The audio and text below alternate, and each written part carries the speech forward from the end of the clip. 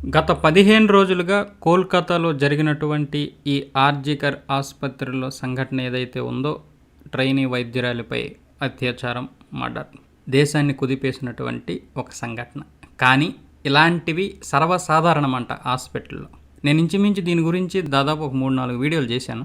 మొదట్లో మాత్రమే సంజయ్ రాయ్ నిందితుడు అనుకున్నాం. కానీ తర్వాత అనేక రకాలైనటువంటి భయంకరమైనటువంటి దిగ్భ్రాంతికరమైనటువంటి నిజాలు తెలిసాయి ఆర్జికర్ ఆసుపత్రి గురించి. అందులో జరిగినటువంటి దారుణాలు వింటే మనకి రక్తం మరిగిపోతుంటుంది. ఎంత సర్వసాధారణ వాళ్ళకి. ఇప్పుడు దేశం మొత్తం సంచలనంగా మారినటువంటి ఈ డాక్టర్ హత్య అనేది వాళ్ళకి సర్వసాధారణం. మన ఇప్పుడు బయటికి తెలియడం వల్ల ఇప్పుడు దేశం మొత్తం అల్లకొల్లలమైంది, కానీ వాళ్ళకి సర్వసాధారణం అంట. దీని గురించి రోజుకు ఒక నిజం తెలుస్తుంటే సిబిఐ ఎంక్వైరీలో ఇప్పటికీ పశ్చిమ బెంగాల్ పోలీసులు మాత్రం ఈ కేసును తప్పుదోవ పట్టించడానికి ఎన్ని విధాలుగా ప్రయత్నాలు చేయాలో అన్ని విధాలుగా ప్రయత్నాలు చేస్తూనే ఉన్నారు. అంటే వాళ్ళపై ఎంత ఒత్తిడి ఉందో మీరు అర్థం చేసుకోండి.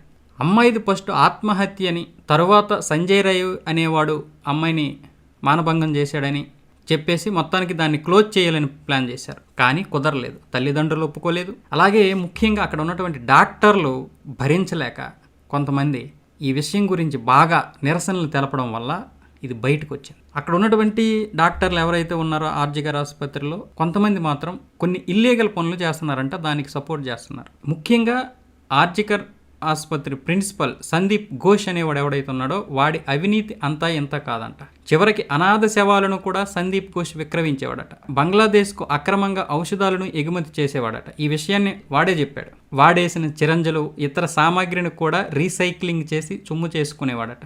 గత ఏడాది వరకు ఇదే కళాశాలలో పనిచేసి ప్రస్తుతం ముర్షిదాబాద్ డిప్యూటీ మెడికల్ కాలేజీ సూపరింటెండెంట్గా ఉన్న అఖ్తర్ అలీ అనేక విషయాలపై ఈయనపై ఉన్నతాధికారులకు గతంలోనే ఫిర్యాదు చేశాడు. తాజాగా ఈ ఆరోపణలపై ఏర్పాటైన సిట్ ఇటీవల అఖ్తర్ను విచారణకు పిలిపించింది. ఆయన ఫిర్యాదుల ఆధారంగానే ఘోష్పై ఎఫ్ఐఆర్ నమోదు చేసింది. 2023 జూలై 14న అలీ రాసిన లేఖ ప్రకారం ఆసుపత్రి ఆస్తులను కాలేజీ కౌన్సిల్ లేదా స్వాస్థ్ భవన్ అనుమతులు లేకుండానే ఘోష్ లీజుకి ఇచ్చేవాడట. ఇక వైద్యశాలలకు అవసరమైన పరికరాలు, ఔషధాల సరఫరాల ఎంపికలో బంధుప్రీతి చూపేవాడట. కోట్ల రూపాయల విలువైన కొటేషన్ల విషయంలో కుమ్మక్కై హనర్వులకు ఇచ్చాడు. ఇక సరఫరాదారుల నుంచి 20% కమిషన్ పుచ్చుకునేవాడని ఘోష్పై అలీ ఆరోపించాడు. దీంతో పాటు పరీక్షలు తప్పిన విద్యార్థుల నుంచి కూడా సొమ్ములు దండుకునేవాడంట. అనాథ శవాలు వినియోగించిన సిరంజలు, సెలైన్ బాటిల్స్, రబ్బర్ గ్లౌజులు వంటివి ఆసుపత్రిలో ప్రతి 2 రోజులకు 500 నుంచి 600 కిలోలు పోగయ్యేవి. వాటిని 2 బంగ్లాదేశీ వాసుల సహాయంతో ఘోష్ రీసైక్లింగ్ చేయించేవాడట. వీటిపై అలీ అప్పట్లోనే విజిలెన్స్ కమిషన్, ఏసీబీ, హెల్త్ డిపార్ట్మెంట్లకు ఫిర్యాదు కూడా చేశాడు. అప్పట్లో ఆయనపై వేసిన ఎంక్వైరీ కమిటీలో తాను కూడా సభ్యుడినని, అతడు దోషిగా తేలినా ఎవరూ చర్యలు తీసుకోలేదని పేర్కొన్నాడు పాపం అలీ గారు. అంటే పశ్చిమ బెంగాల్ ప్రభుత్వం ఆయనకి సపోర్టుగా నిలిచింది. అలాగే ఈ ఘోష్ అనేవాడు తరచూ తన భార్యపై అమానవీయంగా దాడికి పాల్పడేవాడంట. ఆమె సిజేరియన్ చేయించుకుని బిడ్డకు జన్మనిచ్చిన 14 రోజుల తర్వాత ఆమెపై దాడి చేశాడట. ఈ ఘటనలో ఆమెకు కుట్లు పగిలి తీవ్ర రక్తస్రావమైనట్లు కూడా పేర్కొన్నారు. మొదట్లో అది కుటుంబ విషయమని పట్టించుకుని స్థానికులు ఆమె పరిస్థితి చూసి జోక్యం చేసుకున్నారు. వీధి మొత్తం ఏకమై ఆందోళనకు దిగినట్లు స్థానికులు ఈ మధ్య చెప్పారు. చుట్టుపక్కల వారితో కూడా అతడు సక్రమంగా ప్రవర్తించేవాడు కాదని పేరుంది.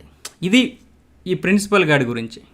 ఇక్కడ ఈ హాస్పిటల్లో డ్రగ్స్, ఈ ఏదైతే ఉందో మెడికల్ మాఫియా, అలాగే అక్రమంగా అవయవాలు రవాణా కూడా చేసేవారంట. ఇదంతా కోట్లలో వ్యాపారం.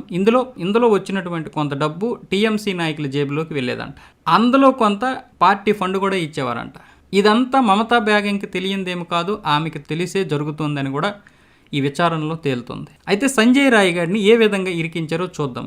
మనకి రోజుకొక విషయం తెలుస్తుంది కదా. ఇప్పుడు ఈ ప్రిన్సిపల్ గడు అలాగే సంజయ్ రాయ్ని విరికించడానికి కూడా కొన్ని విషయాలు తెలిసాయి. ఏంటంటే సంజయ్ రాయ్ అనేవాడు పౌర వాలంటీర్, అలాగే వాడితో పాటు ఇంకొకడు ఉన్నాడు. వీళ్ళిద్దరూ ఈ ఆర్జికర్ ఆసుపత్రిలో పోలీసులు అనుకుని చెబుతూ డ్యూటీలకు వస్తుంటారు. ఆ పౌర వాలంటీర్ అంటే మీకు తెలిసిందే కదా, ఇంతకుముందు కూడా చెప్పాను. పోలీసులకి అత్యవసరమైనప్పుడు ఉపయోగించుకుంటారు వీళ్ళని. వీడికి 12,000 రూపాయల జీతం కూడా పశ్చిమ బెంగాల్ పోలీసులు ఇస్తున్నారంట. అది కూడా కాంట్రాక్ట్ పద్ధతిన. వీడు ఆ రోజు అంటే ఆగస్టు 8వ తారీఖున రోజు డ్యూటీకి రావడానికి ముందు వేశ్య గృహాలకు వెళ్ళాడు, రెడ్ లైట్ ఏరియాస్కి. కలకత్తాలో ఉన్న 2 రెడ్ లైట్ ఏరియాస్కి వెళ్ళాడంట. మొదటి రెడ్ లైట్ ఏరియాకి తన ఫ్రెండ్తో వెళ్ళాడు. ఆ ఫ్రెండ్ ఒక అమ్మాయితో సెక్స్ చేశాడంట. తర్వాత బయటకు వచ్చేసారు. రెండో దానికి వెళ్ళారు. రెండో దగ్గర వీడు సెక్స్ చేశాడంట. మరి శృంగారంలో పాల్గొన్న తర్వాత ఈడు డ్యూటీకి వచ్చాడు. డ్యూటీకి వస్తే ఎవడైనా సరే అమ్మాయిపై మానభంగం చేస్తాడా? ఆల్రెడీ వాడి లోపల ఉన్నటువంటి కామం పోద్ది బయటికి, ఆ ఉద్రేకం పోద్ది. మళ్ళీ స్పెర్మ్ అంత కౌంట్ అంత మళ్ళీ ఇచ్చేయాలంటే ఒక కనీసం 12 గంటల సమయమైనా కావాలి, కనీసం 6-7 గంటల సమయమైనా కావాలి. కానీ ఆ ఉద్రేకం ఉండదు. ఒక రోజు ఒక సెక్స్ చేస్తే తర్వాత ఉద్రేకం అయితే ఉండదు. మనం ఈరోజు అయితే పోలీసులు ఏవైతే చెప్తున్నారో ఆ ఉద్రేకం ఉండదు. కాబట్టి వాడు ఆ ఉద్రేకంతో ఉండడు. వాడు వచ్చినప్పుడు వాడికి అమ్మాయిలు పిచ్చి ఉంది అన్న విషయం వీళ్ళకి తెలుసు. వాడు మొదటి నుండి అమ్మాయిలు పిచ్చోడే. అలాగే ఎంతోమంది అమ్మాయిల్ని వేధించేవాడట, ఫోటోలు తీసేవాడట, వాళ్ళను బ్లాక్మెయిల్ చేసేవాడంట. దాన్ని వీళ్ళు వాడి బలహీనతని వాడుకోవాలని ఈ ఆర్జికర్ ఆసుపత్రుల వాళ్ళు చూశారు. అమ్మాయిని ఎందుకు చంపాలనుకున్నారంటే ఈ హాస్పిటల్లో జరుగుతున్నటువంటి ఈ మెడికల్ మాఫియా, ఈ డ్రగ్ మాఫియా, ఈ అవయవాలు ఆర్గాన్స్ మాఫియా, అవయవాల అక్రమ రవాణా, వీటి గురించి అమ్మాయికి తెలిసింది. అమ్మాయి బయటికి చెప్తానని చెప్పలేదు, కానీ ఇది మంచిది కాదని ఆమె కొన్ని మొదట్లో చెప్పింది. తర్వాత ఇలాగే జరిగితే నేను దీని గురించి నేషనల్ మీడియాకి చెప్పాల్సి వస్తుంది, లేకపోతే పోలీసులకి చెప్పాల్సి వస్తుంది అంటే పోలీసులకి తెలుసు అందులో ఆల్రెడీ. పోలీసులకి చెప్తే వచ్చే నష్టమేం లేదు, కానీ మీడియాకి చెప్తేనే పెద్ద ప్రమాదం. అందుకని అమ్మాయిని కొన్ని రకాలుగా చెప్తూ ఉన్నారు. అమ్మాయి కూడా 2 నెలల వరకు బయటికి చెప్పలేదు, కానీ వాళ్ళతో వాగ్వాదం జరుగుతుంది. అమ్మాయిని నయానో భయానో భయపెట్టాలని చూశారు. చివరికి అమ్మాయి ఒప్పుకోలేదు. ఈ విషయంలో వాళ్ళ అమ్మనాన్నలతో కూడా చెప్పకుండా జాగ్రత్త పడ్డది. కానీ ఎందుకో మొత్తానికి వాళ్ళ అమ్మాయిలో ఏదో భయం అయితే కనిపించింది, ఒక మార్పు అయితే కనిపించింది. ఎందుకైనా మంచిదని వాళ్ళ నాన్నగారు ఒక కారు కూడా కొని అమ్మాయిని డ్రాప్ చేయడం, పికప్ చేసుకోవడం వాళ్ళ నాన్నగారే చేశారు. అయితే ఈ అమ్మాయి 2 నెలలుగా ఒప్పుకోకపోవడం వల్ల అమ్మాయిని ఎలాగైనా చంపేయాలని వీళ్ళు ప్లాన్ చేశారు. చివరగా చంపాలి, కానీ అది ఆత్మహత్యగా మనం దాన్ని చిత్రీకరించాలి. ఆత్మహత్య కాకపోతే రేప్, కానీ ఎవరిని బలిపశువుని చేయాలి? అప్పుడు వీళ్ళకి దొరికినటువంటి వాడు ఈ సంజయ్ రాయ్గఢ్.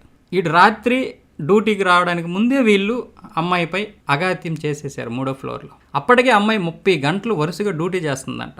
3 షిఫ్ట్లు దాటిపోయాయి. పీజీ చేస్తుంది, ఎక్కువగా ఉంటుంది. మామూలుగానే వీళ్ళకి 20 గంటలు 30 గంటలు చేయడం అనేది సర్వసాధారణం. అప్పటికి 30 గంటలు దాటిపోయిందంటే నిద్ర వచ్చేస్తుంట. ఆమె పైకి వెళ్ళి మిత్రులతో డిన్నర్ చేసేసి పైకి వెళ్ళి రెస్ట్ తీసుకోవాలని, అంటే ఏదో జనరల్ చెకప్ ఉంటే చేసేసి తర్వాత ఆమె పడుకోవడానికి వెళ్ళిందంట. గాఢ నిద్రలోకి వెళ్ళిపోయిందంట. ఆ సమయంలో ఈ వీళ్ళు అమ్మాయిని చంపారు. ఎవరైతే ఉన్నారో ఆమెను చంపాలనుకున్నారో వాళ్ళు ఒక 6గురు వెళ్ళి అమ్మాయిని రకరకాలుగా చంపారు. కాళ్ళు చాపడం, కళ్ళద్దాలు కంటిలో దూర్చడం, ఈ మెడ ఎముక విరిచేయడం, తుంటి కాలు విరిచేయడం, రకరకాల. అది మోటివ్ ఏంటి? శృంగారం చేయడం కాదు, వాళ్ళ రేప్ కాదు, అమ్మాయిని చంపడం. కొంతమంది ఏదో ఇచ్చేశారు, మొత్తానికి అమ్మాయిని చూసి మానభంగం కూడా చేశారు. మొత్తానికి అమ్మాయిని చంపేశారు, కసి తీరా చంపేశారు. మొదట్లో ఆత్మహత్యగా ఎలాగైతే చేసుకుంటుందో ఆ విధంగా చంపాలని చూశారు. కానీ వాళ్ళు మొత్తానికి అమ్మాయిపై కోపం ఏదైతే ఉందో తీర్చుకున్నారు.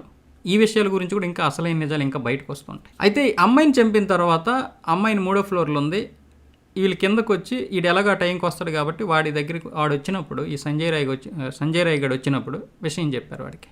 అమ్మాయి కోఆపరేట్ చేస్తుంది, నువ్వు వెళ్ళు, డాక్టర్లతో శృంగారం చేయాలని మామూలుగా ప్రతి ఒక్కడికి అక్కడ ఉంటుంది ఎవరికైనా.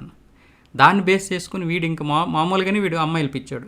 వీడు పైకి వెళ్ళాడు, కానీ అప్పటికే వీడు శృంగారం చేసి వచ్చాడు కాబట్టి వాడికి ఇది ఉండదు. కానీ వీడు అమ్మాయితో శృంగారంలో పాల్గొనేలా చేస్తే ఈ కేసు వాడిపై నెట్టి వచ్చని వాళ్ళు ప్లాన్ చేశారు. వాడేం చేశాడు, 2-3 అశ్లీల వీడియోలు చూసి అమ్మాయి దగ్గరికి వెళ్ళి ఆ కొన ఊపిరితో ఉన్నప్పుడు, లేకపోతే పూర్తి ప్రాణం పోయిన తర్వాత అమ్మాయితో మొత్తానికి ఏదో చేశాడు.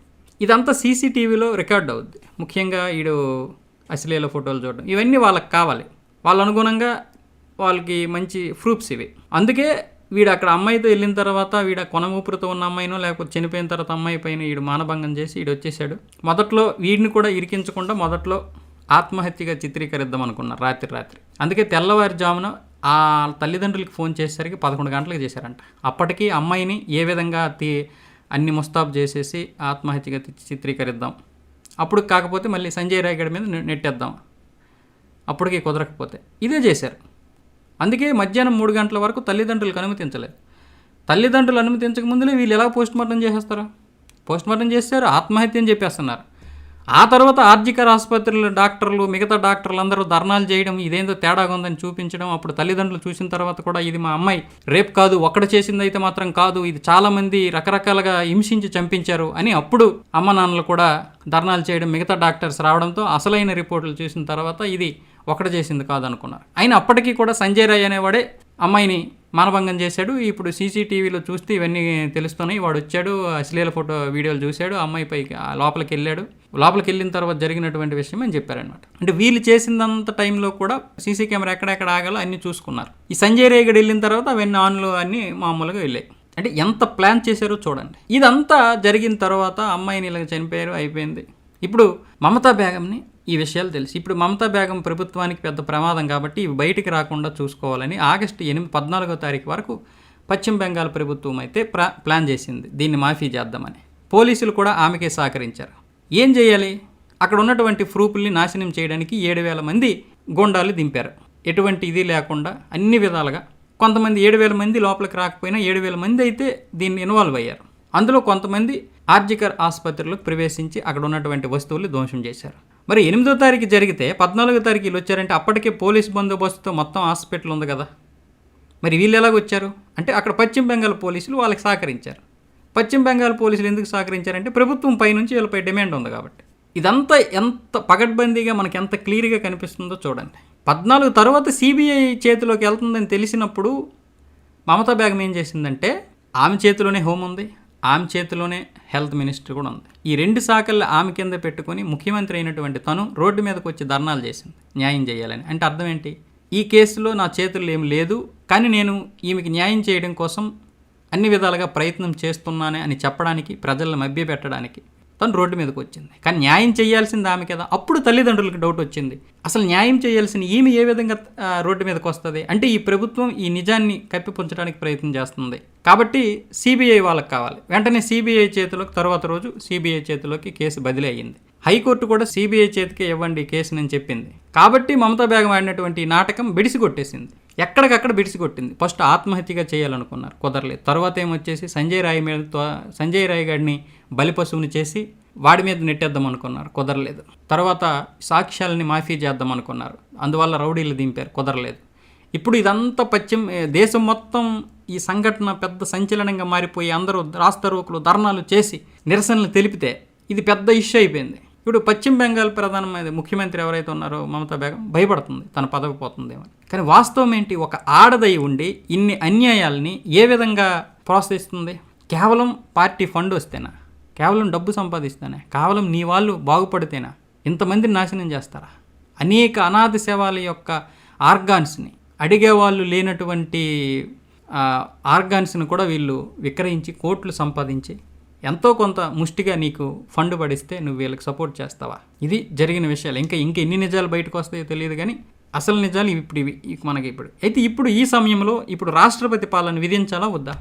రాష్ట్రపతి పాలన పశ్చిమ బెంగాల్కి లేకపోతే ఎంత ప్రమాదకరంలో ఆ రాష్ట్రం ఉందో మీరు అర్థం చేసుకోండి. అందుకే ఆమె ఎన్ని విధాలుగా ప్రయత్నాలు చేయాలో ఇప్పటికీ కూడా తన పోలీసులపై ఇంకా డిమాండ్ చేస్తూనే ఉంది.